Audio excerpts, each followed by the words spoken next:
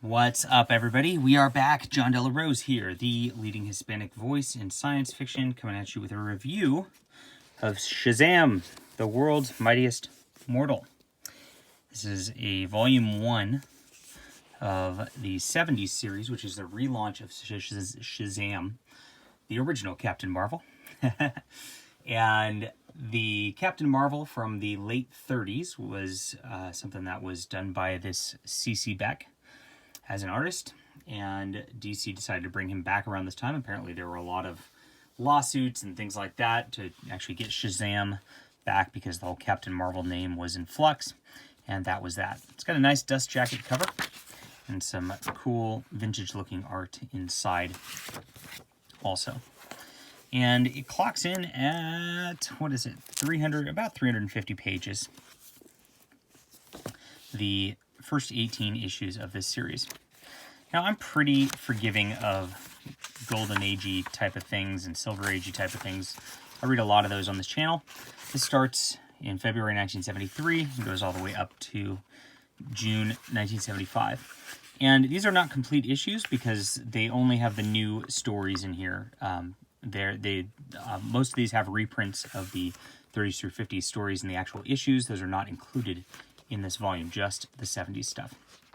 And I actually picked this up because Denny O'Neil did writing on several of these stories, about a third of them, and I wanted to read some of his work because of his passing just now, as he did so much for the DC Universe.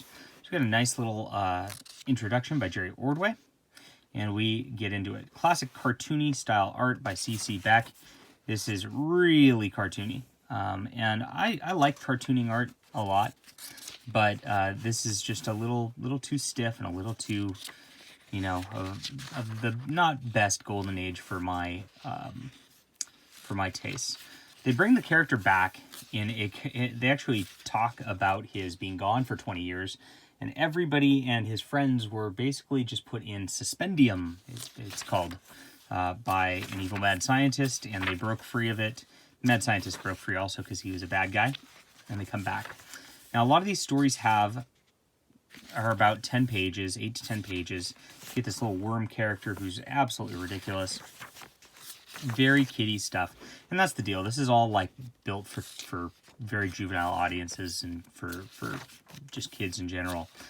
A lot of stuff just barely works as stories, and it's tough to read. Even the Denny O'Neil stuff, which is a little better than the other writers through this, it's just a little too cartoony and juvenile for me. Now, there is an issue later on where they actually deal with Shazam. Like, nobody wants to say Captain Marvel because they're afraid the universe will be destroyed, right? And that's in reference to lawsuits and things like that. That was a very cute way of doing that. And they actually have a guest appearance of Lex Luthor in here for those who are Superman fans. I particularly do like the Mary Marvel, though, when it comes. And, I like female superheroes better than usually anyway.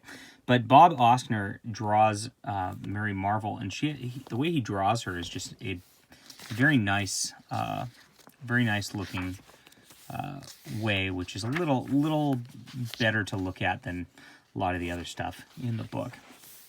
I wouldn't say that the stories are all that interesting. They actually are a toned-down Shazam that's like a little more feminine-ish, but yeah, this just didn't work for me. I really had trouble getting into it, and I ended up skimming through a lot of the ends of the book.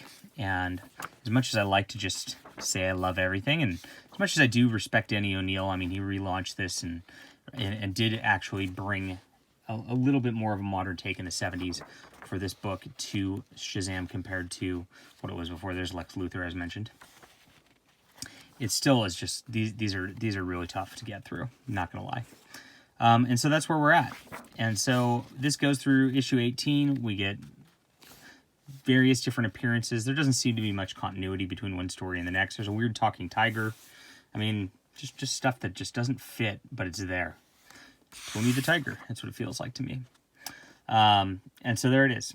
And I don't know. The stories are as I said, juvenile. The ones towards the very back, end up having full-length, like 22-page stories compared to the little short 8 to 10s, which do help to give a little bit more development feel to the actual stories themselves. But it's still just this stuff's really, really rough. I don't know how many different ways I can say that. So, not for me. c.c. It's nice to get the history. You know, I mean, I've never really read any Shazam, and this is interesting to read the 70s. And if you're really into cartoony stuff, or if you just want something for your kids to read, you know, this will be absolutely fine for that sort of thing. There's a leprechaun who comes and grants people wishes in this one, and so Shazam catches him, and of course gets a wish also, and he's trying to unwish the other wish, but he has to be creative about it. You know, just stuff that's just kind of throwing the kitchen sink into things in this book. So I don't love the art so much, except for the Bob Oscar, Mary Marvel portions of this. The storytelling really falls flat for me. So I call this like a 5 out of 10, which is pretty low on the scale for me. I will not be buying the next volume of this. I just can't do it. But I don't know. I skimmed through the book, so if this is more your speed and you like this sort of campy tales, you know, this could be for you. And we don't all have the same taste. Let me know, and let me know what you think about this. Leave a comment down below, hit the like and subscribe button, and we'll be back with some more reviews later.